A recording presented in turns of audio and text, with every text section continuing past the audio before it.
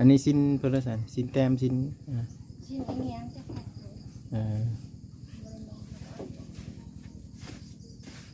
ให้ลูกด้วยเลย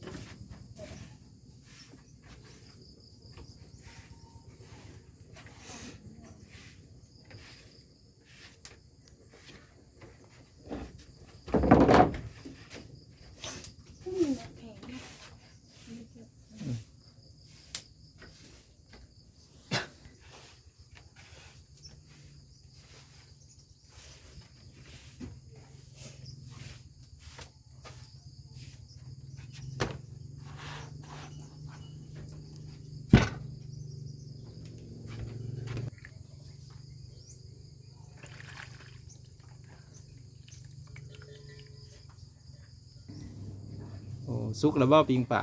สุกแล้วแต่มันสิไหม้เลย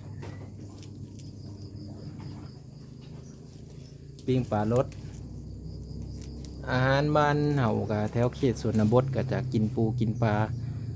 แกงเห็ดแกงเห็ดแล้วก็โลพักเพราะว่าอาหารในเมืองนี่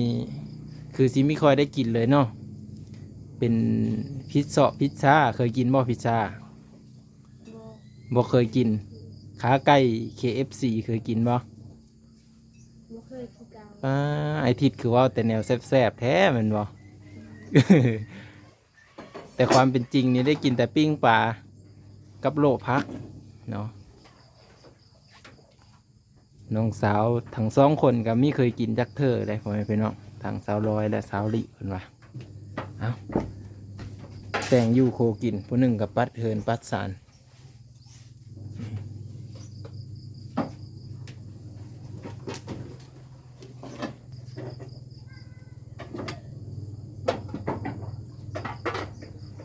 เห็ดอยู่เห็ดกินพ่อแม่พี่น้องเป็นคนขยันนะเมื่อนี้ก็ได้เบิ่งวิถีชีวิตของไทยเพิ่นในส่วนหนึ่งเนาะในส่วนหนึ่งของการดำรงชีวิตเด็กน้อยชนบทเนาะที่ห่างไกลจากตัวเมืองแล้วก็อาศัยอยู่ตามป่าตามดงว่าซั่นซะเมื่อนี้ก็เลยอยากมาถ่ายทอดให้เบิ่งว่าการดำรงชีวิตของเขาเจ้านี่เขาเฮ็ดแบบใดแน่การกินการอยู่เนาะการไปการมานะพ่อแม่พี่น้องเพราะว่ามื้อนี้ทางน้องสาวลิกับนุ่งสิ้นงามแบบว่าสาวเหล่าเลยนะพ่อแม่พี่น้องเนาะเป็นการนุ่งสิ้นนุ่งแผ่นะ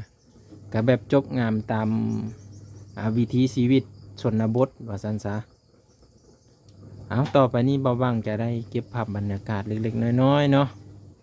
ทางสาวร้อยเพิ่นกับพูดปัดขี้เยอะเบอร์ตองอยู่ทางปุ่นนะปัดเห็นปัดสารในยามเศร้าให้พี่น้อง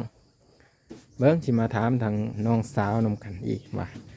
เคยกินอยู่บ่อาหารแบบในเมืองนี่ฮะเคยกินอยู่บ่ไม่เคยขาไก่เคยกินอยู่บ่ไม่เคยนะมีเคยบ่ได้กินแต่แจ่วกับโลพักได้กินแต่แจ่วกับโลพักแซ่บอยู่บ่โลพักกะไดแซ่บแต่ว่าขาไก่ไม่เคยกินไม่เคย KFC บอกเขาอ่ะไม่เคยมีเคยพิซซ่าก็มีเคยยังไม่เคยเห็นหน้าพิซซ่าจะมันเป็นไม่เคยเห็นเด็กเธอซ้ำเอ้าเมื่อนี้ก็เลยว่ามาถามน้องๆเพิ่นเนาะสองคนแต่เพิ่นก็อาศัยอยู่บ้านอยู่ซ่องนี่แหละแต่ว่าไม่เคยกินไม่เคยเข้าไปในตัวเมืองที่ว่าใหญ่แล้วก็เจริญว่าซันซาเนาะตัวนี้ก็เป็นอีบทบาทหนึ่งนั่นแหละพ่อแม่พี่น้องเลยเนาะที่ได้ถ่ายทอดFC ได้เห็นได้สมนำกัน